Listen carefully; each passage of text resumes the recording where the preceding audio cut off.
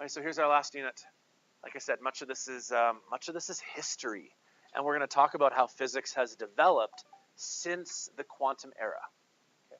I'm going to begin by just reading kind of off my first paragraph there. In the year 1900, Max Planck came up with this brilliant idea. Max Planck decided that maybe energy is not based on speed.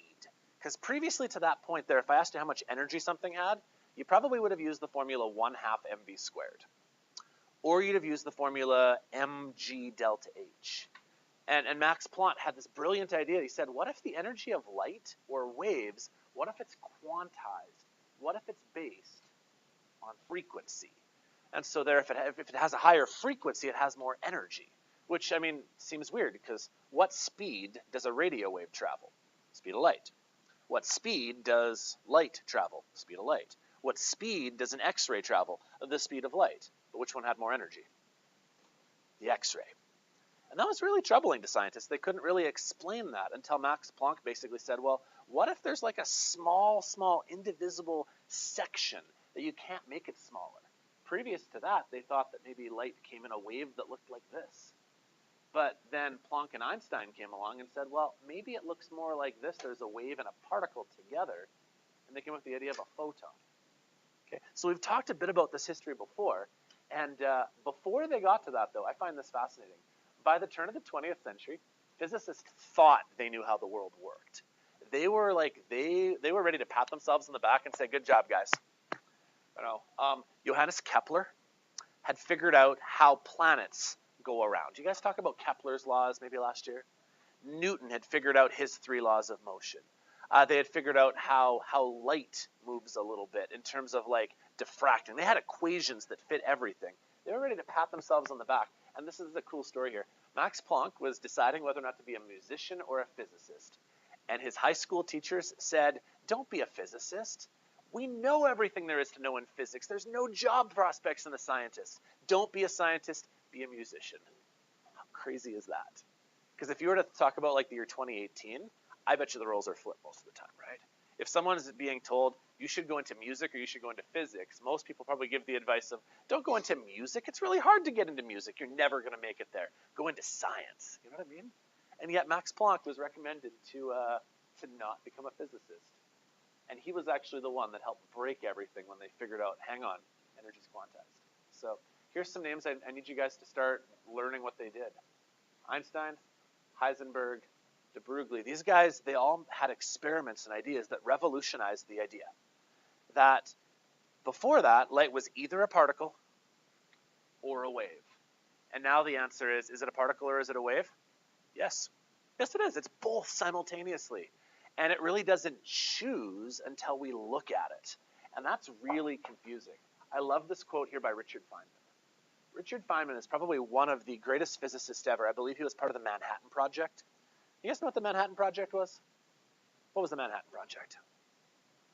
Yeah, basically World War II. You're talking like Enrico Fermi,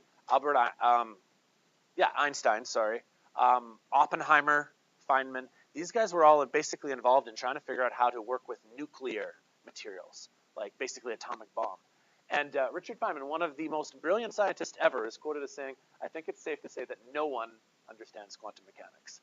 And I've had this conversation with a few of you before, right? I can repeat what I've learned about quantum physics. I don't really fully get it, I gotta be honest. Because it is so strange to think that like, as soon as I look at something, all of a sudden the results change. Okay. Quick recap here, because this is worth talking about. Do you guys remember Young's double slit experiment? All right, this one. Young's double slit. Now, the double slit for light looked something like this. You shoot some light, and as it goes through 2 slits, it starts to go out in a wave front. And those wave fronts eventually give that interference pattern that we saw. You guys remember talking about this Young's double slit experiment for light? Now that perplexed them at the time because they thought light was actually a particle, but then they found, okay, no, light's a wave. We agree on that, it's a wave property. Then they tried it with electrons. And this is what we did in one of the YouTube videos I showed you. Imagine that you shot an electron at a double slit. First of all, the most logical thing that would happen is you shoot an electron right here, it would hit that piece right in the middle there, and literally nothing would happen. That's what they probably expected at first. That's not what happened at all. They actually got the same interference pattern, which makes no sense. It's like, well, how can an electron, like, not hit this screen right here? How is it going through? But, like, how is it showing up here and here and here? How's it going through at once? And they figured, well, maybe the electron is behaving as a wave. And de Broglie had this hypothesis. He said, well, what if matter can actually have wave-like behavior? Yeah. Doesn't really matter. Something that's going to prevent the electron from going through it, hopefully. Maybe like carbon or graphene, something really tightly knit. Right. So there's really only like 2 slots right there. It could be a diffraction grating. You know how like I shot the light through that little diffraction grating there? Well, then things got really confusing. Because then they suggested, well, which of these 2 holes maybe is the light going through? So they started to look. They put a detector.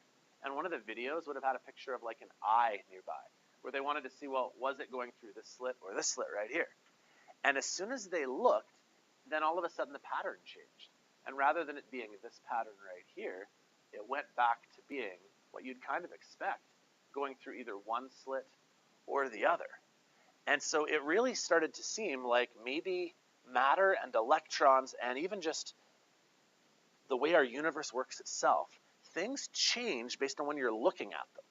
The concept is called superposition. Okay? And the idea basically is that the electron is everywhere at once. If I were to ask you where on this wave something is, you really can't answer that question because the wave is both here and there and there and there. Like the wave is everywhere. And so the idea of superposition basically suggests that the electron was everywhere here. And somehow when it was everywhere, it found a way to treat itself as though it was a wave, and it interfered with itself on the other side. But as soon as I looked at it, it couldn't be everywhere anymore. It had to be in one spot. And that's where Schrodinger came up with this idea of the cat.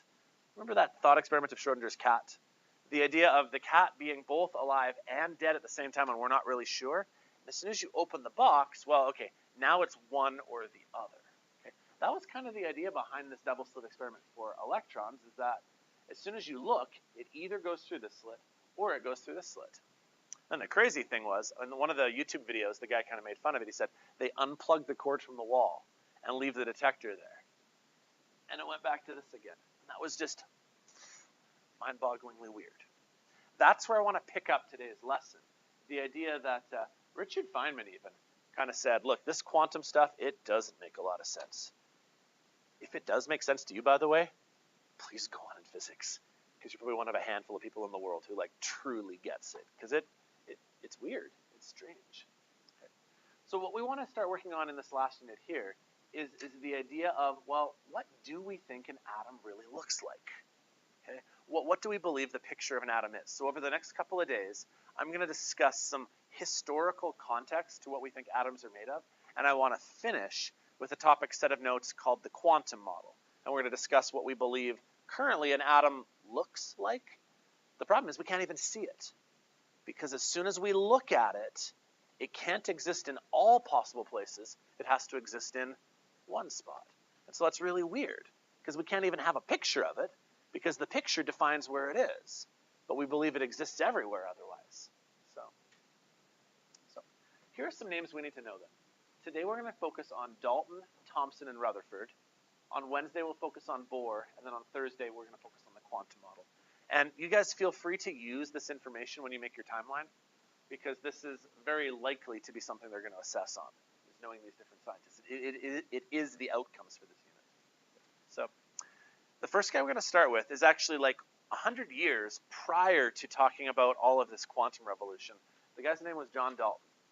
And all of these scientists, they were basically physicists and chemists together. Like physics and chemistry kind of really interlapped a lot. And they were trying to figure out, well, what is our stuff made of? And at that time, they didn't really have a very good periodic table yet. For those of you guys who've taken some chemistry, do you guys know who kind of made our first periodic table? Anybody ever heard this name before? His name was Dmitri Mendeleev. Yeah. And basically what Mendeleev did is he measured properties of different elements. He said, okay, oxygen is a gas. Neon is also a gas. Carbon is a solid. Hydrogen is a gas. And he started putting them together in similar properties. For example, in chemistry, maybe you've heard of something called the noble gases. The noble gases are in the far column right there. They're the helium, neon, argon ones there. And they're all non-reactive. So scientists at the time were trying to figure out, well, what are our elements made of? And they may not even fully understood the concept of elements yet. One of the reasons why is they didn't have the technology to zoom in and look at them. What technology do we need to zoom in and look at things? Microscopes, right? And from a biology point of view, microscopes were really only starting to be used around this time frame as well. And even if you did want to zoom in on matter, microscopes are limited by the wavelength of visible light. And visible light can only zoom in so far. And so scientists, they didn't fully know what stuff was made of. And so this first guy right here, John Dalton, he came up with a model. He called it the solid sphere model. And he said, okay, all the stuff in our universe, all the matter, is made up of something called atoms. And the reason he picked the word atoms is it's actually based on the Greek for the word atomos, which in Greek means indivisible. Basically what John Dalton figured is that imagine that you have, I don't know, anything. Imagine you have a sheet of paper. Let's say you cut it in half, and cut it in half again, and cut it in half again. Let's say you try to zoom in smaller and smaller and smaller. He figured there's got to be a point where you can't go any smaller. Right? That just seemed logical. We kind of know this in other ways. For example, what's the smallest thing in biology that's functioning? A cell, right? And we now know that energy is actually quantized, so you actually have small little packets of energy in photons. Well, that was the same theory in chemistry. They thought that stuff was made out of atoms. Atoms were literally as small as you could go. You couldn't break them into pieces. That was actually very wrong. Because on the periodic table, if you guys know a little bit of your chemistry, hydrogen or helium or oxygen or carbon, they're actually, although we call them atoms or elements, they're actually made of subatomic particles, electrons, protons, and neutrons. But at the time, they had no ability to test that because they didn't have the technology to. So John Dalton basically had this theory that you've got these atoms, but he had no idea how they fit together. And I think maybe it would have been the first time that you tried drawing an atom that maybe looked something like this, where you've got this, where this is an atom here, this could be hydrogen. This is another atom here, this could be hydrogen. This is another atom here, this could be oxygen. And he kind of suggested, okay, this is as small as it gets. You can get a hydrogen, you can get an oxygen, you can get a hydrogen, but no smaller. Very wrong. Because what is hydrogens and oxygens made of? Electrons, neutrons, protons. And we're actually going to talk in a future lesson about how scientists are trying to figure out, well, what's an electron made of? And what's that made of? And then what's that made of? Anybody ever heard of string theory? Ever heard that in pop culture before? It's basically the theory that physicists are working on now, where they're trying to figure out, well, if you could just keep zooming in smaller and smaller and smaller and smaller, they think that everything in the universe is made up of vibrating little strings that are like energy. Oh, I don't even fully get it, because honestly, if I did, I wouldn't be teaching high school science, right? But that's the theory, is what is smaller and smaller stuff made out of? Now, his theory, really, he had no proof of anything. He just had this idea that there were atoms. Okay? You could not break them into pieces until the late 1800s. And scientists began experimenting with what was known as a CRT, or here it is, a cathode ray tube. I'll write that out here. A CRT was a cathode ray tube. And basically to describe it, I've got a picture, I think, on this slide here. Yeah. To describe it, it was a vacuum tube with 2 electrodes at the end, and you added some voltage. Let me describe this again. You've got a vacuum tube with 2 electrodes and some voltage. What could you move if you had 2 charged plates? Electrons, yeah. They didn't know it at the time. I even have this written here. But he was moving these quote-unquote cathode rays from one side to the other, and he was basically creating electricity. He was creating voltage. But they didn't know they were electrons. He called them cathode rays because he thought they were rays of energy. He actually named them corpuscles at some point, which which was like the worst name ever for something. I'm glad we use electrons.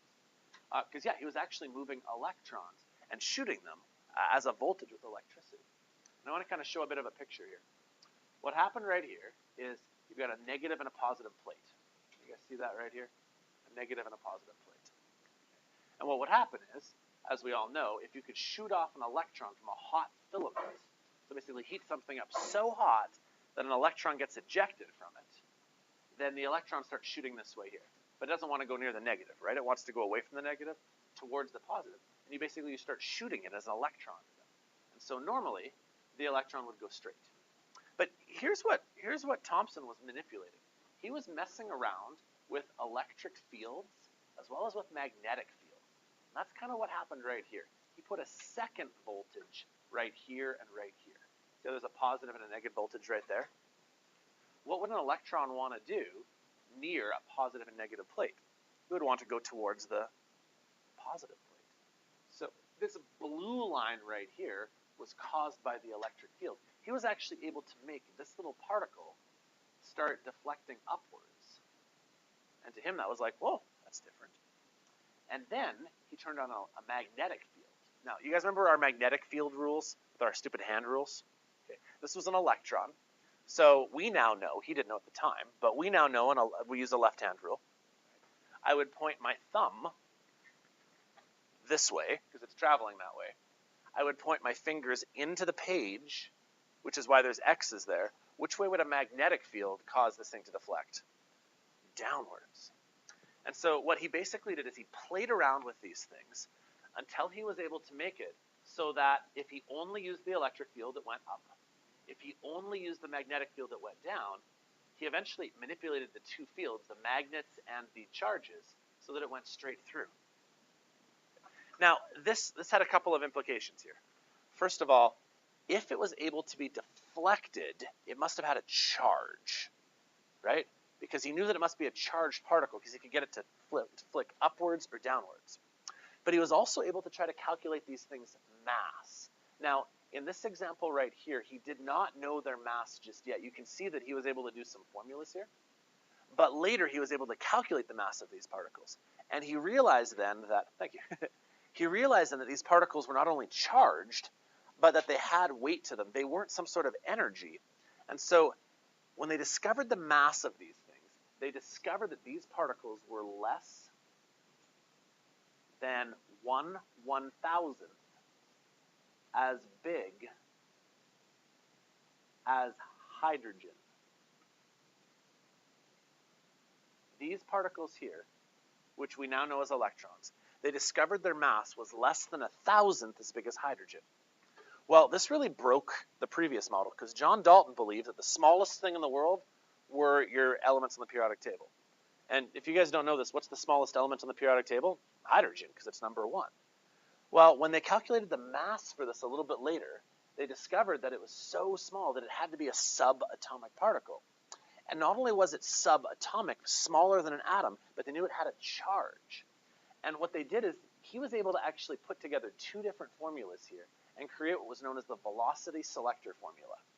Okay. Now, this isn't on your formula sheet, obviously, because you've already done these formulas. You just never maybe put them together. He put the electric field and the magnetic fields together, and he said, well, if it goes straight through, electric field would cause it to go up, magnetic field would get it to go down, but I'm going to make them equal to each other. Now, at the time, maybe they weren't even sure what the charge of this particle was. They knew it was charged, but they didn't know what the charge was. But look, it doesn't even matter. Take these two formulas, charges on both sides of the equation. Don't even need to know the charge. And if you want to solve then for velocity, he was actually able to calculate just how fast this particle was traveling. Now, it's not like you have some sort of like radar gun that you could measure. And it's going to happen so quickly, it's not like you could calculate the distance it travels and calculate the time it travels. So using these two different fields, he was actually able to calculate just how fast these particles here were traveling through the field here. Okay. Here's why that's important. Let's go to the next slide here. He was then able to calculate what's known as the charge to mass ratio, where what he then did is he turned off the electric field. So once you know how fast the electrons are going through here, Then he turns off the electric field, so this one's now off. Well, what happens when you put something into a magnetic field? It starts to deflect, and if you do it right, you can actually make it start going in a circle. Hopefully you guys recall us doing some questions in the second unit about how things would start going in a circle with a radius. And so he made this formula equal to each other. He said, well, there's a magnetic field causing things to go in a circle. And this is very similar stuff to what we've done before. QVB for magnetic field equaled mv squared over r. Now, again, at the time, they didn't know how to weigh these things. They're too small to put on a scale. And they didn't know what the charge was either. They were really lacking both of them. But they were able to find what was known as the charge to mass ratio. And they discovered that the charge to mass ratio was 1,000 times smaller than anything else they'd ever seen before. So if hydrogen was supposed to be the smallest thing you ever saw, and we've now found a particle that's 1,000 times smaller than that, what's the logic then? Well, John Dalton's idea of atoms being indivisible was shot. And now there's this new theory. There must be subatomic particles. You guys have probably heard this story before a little bit, maybe grade 9 or grade 10, because I teach this to my grade 9 and grade 10 classes. But maybe not with this context and the mass that were there.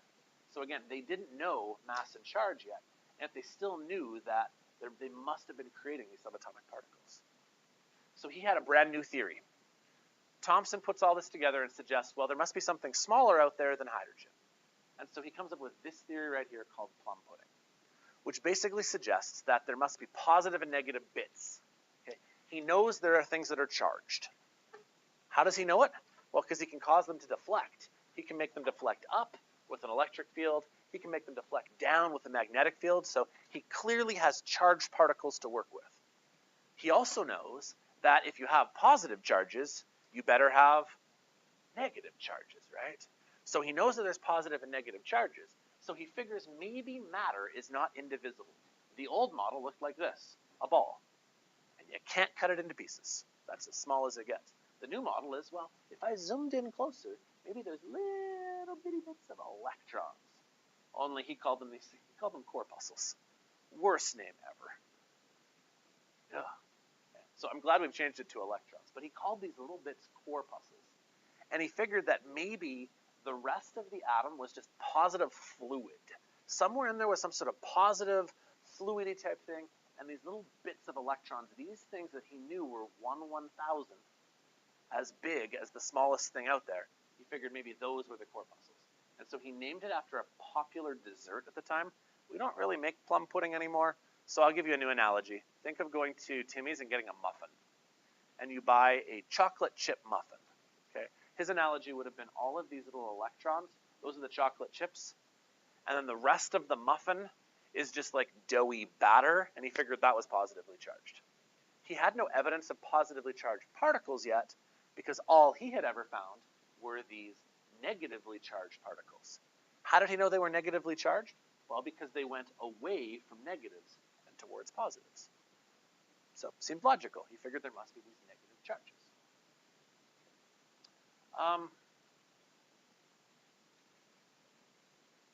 Yeah, you can even read this a little bit right here. He believed that the atoms at first were entirely made of electrons.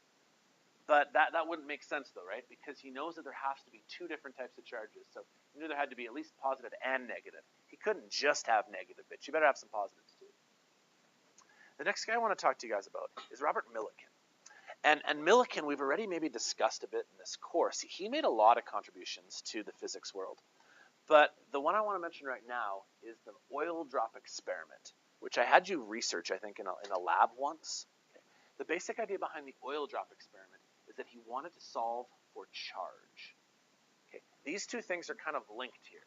If I go back a little bit here, Thomson was able to calculate the velocity that his corpuscles, or electrons, were traveling. He knew how to do that. And using that, he could find charge to mass ratios. But he didn't know the charge, and he didn't know their mass yet. All he knew is that collectively it was smaller than anything he'd ever seen before. Well, Millikan set out to try to solve that problem. Now, in order to weigh something to find mass, that's really hard to do because it's so small, you can't put it on a scale.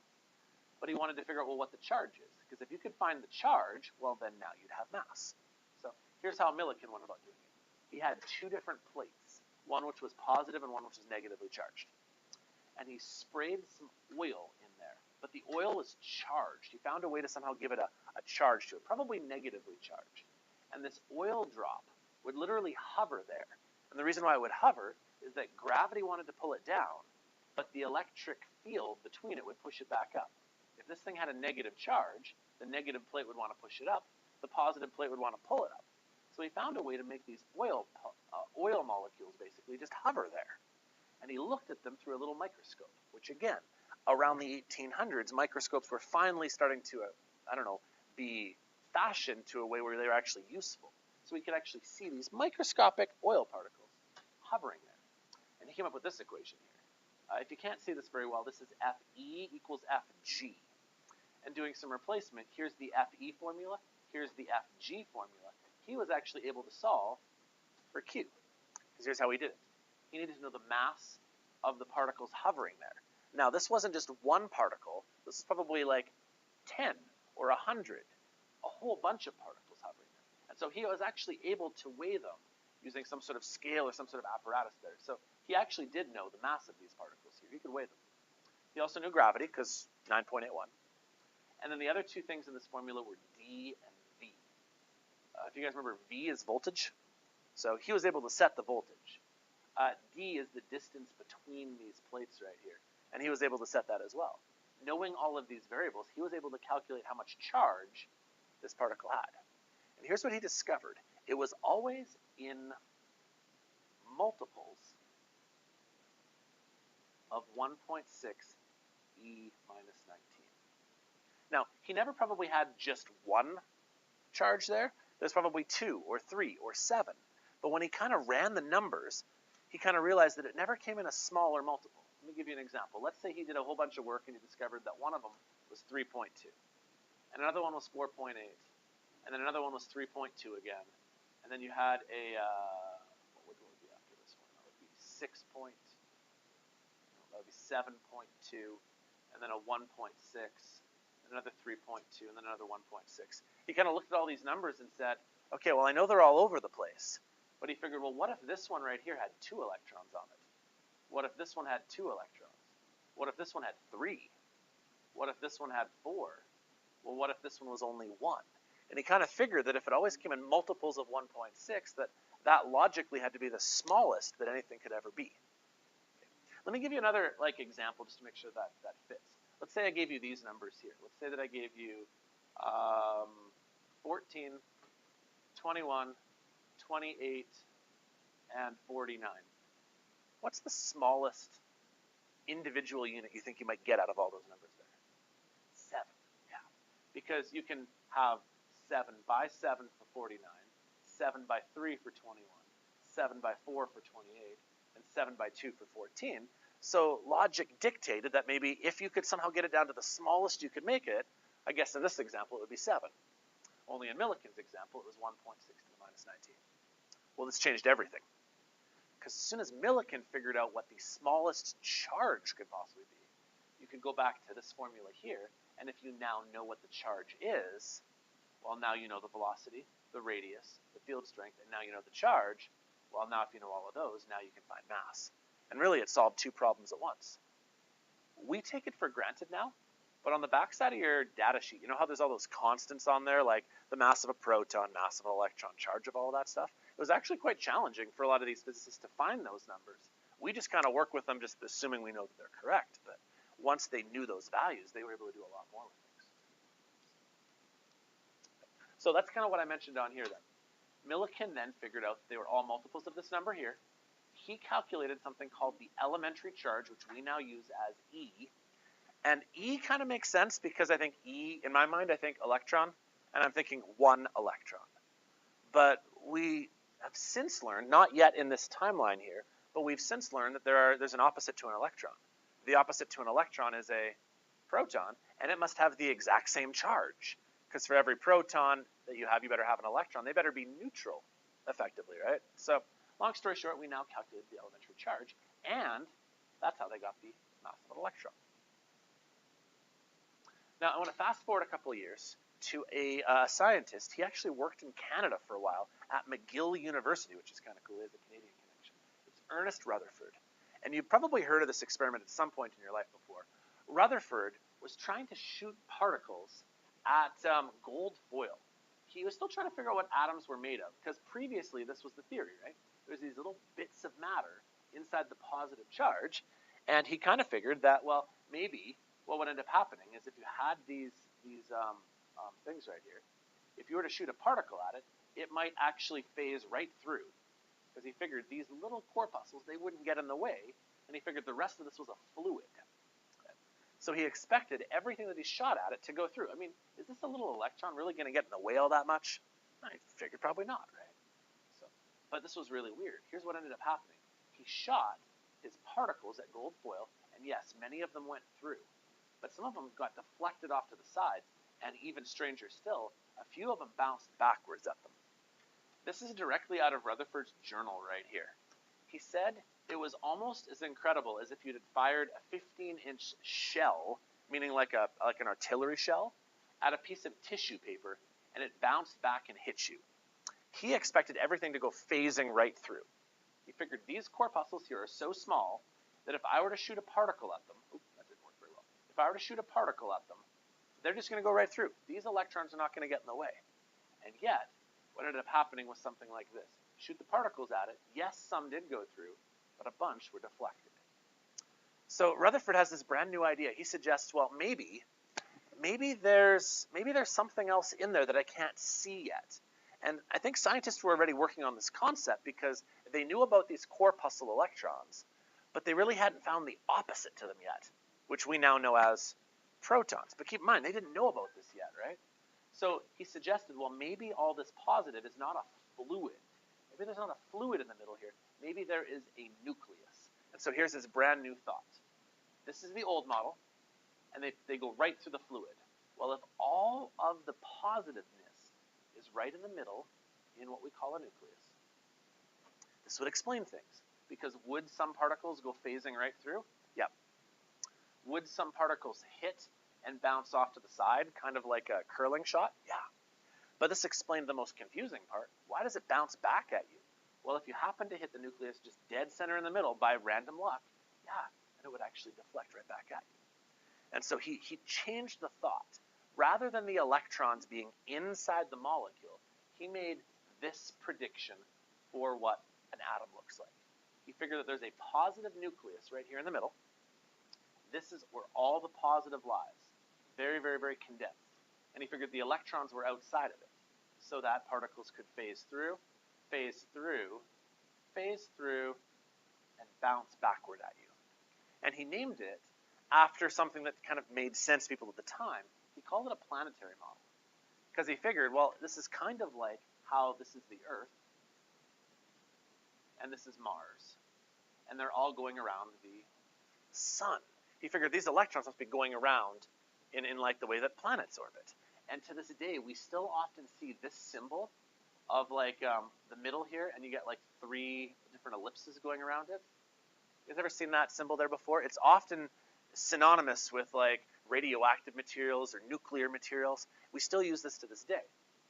Here's the problem though, and this is where we're going to end off our kind of our history lesson for the day. However, this model had a huge flaw, because prior to this, James Maxwell had been working on electromagnetic radiation. Okay, this was in the year 1907. I didn't write down the year. I think it's 1907 or 1909, one of the two, early 1900s. Before that, Maxwell had worked on EMR. And if you guys remember from our current unit, what makes EMR? An accelerated charge. If you ever have an accelerating charge, it produces electromagnetic radiation. And Maxwell had already proven this. Well, here's the problem.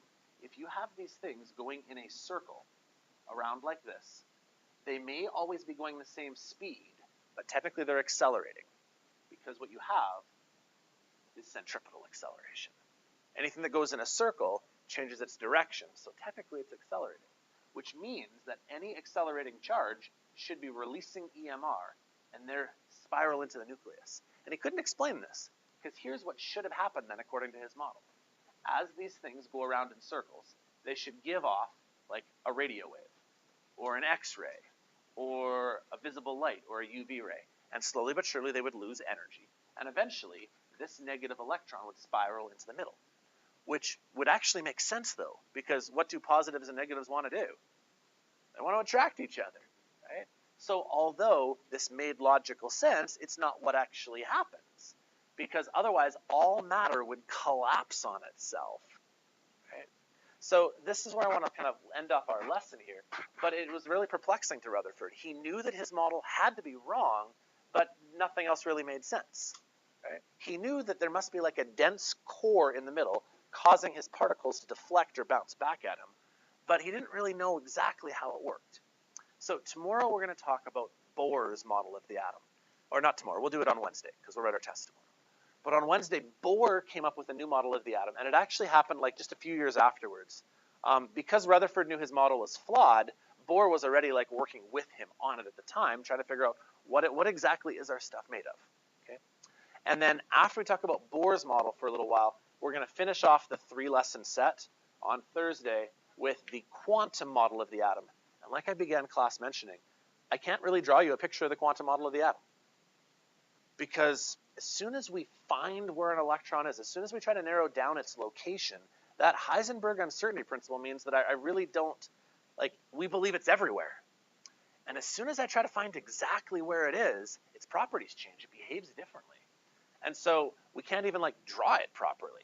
You know, we do our best to, but it's very abstract, very weird concepts. So, okay, that's kind of it for my lesson today. Much of it is history. Much of it is how science has developed over time. What I do need you guys to be able to do still, by the way, is if you get questions involving these formulas, you should still be able to use these formulas here. They're not really new. Like, we've always used Fe and Fg, or what else do I got here? Fm and Fc. So, like, we're not really adding any new formulas. But if I were to ask you a question like, who discovered the charge to mass ratio? You should be able to tell me that it was Thomson. Or if I asked you, who was able to help calculate the mass of an electron? You'd then be able to say that was because Robert Millikan was able to do his oil drop experiment. Do you guys have any questions? You guys have heard some of this before in previous classes, hopefully? Awesome. Hope this wasn't brand new. So, okay, I'll call her quits there. We got about 20 minutes left today.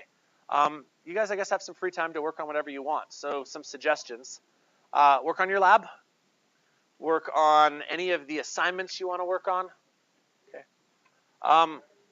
If I can give some advice, don't put all your eggs, if you can avoid it, into the nailing your final exam basket. Please try to do the progress log stuff, not only because it'll help your mark, but like very purposefully, I design my assignments to help you prepare for my tests. So like if you do some of the tasks that I've given you on previous work, hopefully it'll give you a better shot of solving some of those problem-solving questions. So, okay, that's all I've got. If you guys want to stick around, you're welcome to. If you want to go somewhere else and work or take off, that's fine too. So tomorrow we'll write our test then.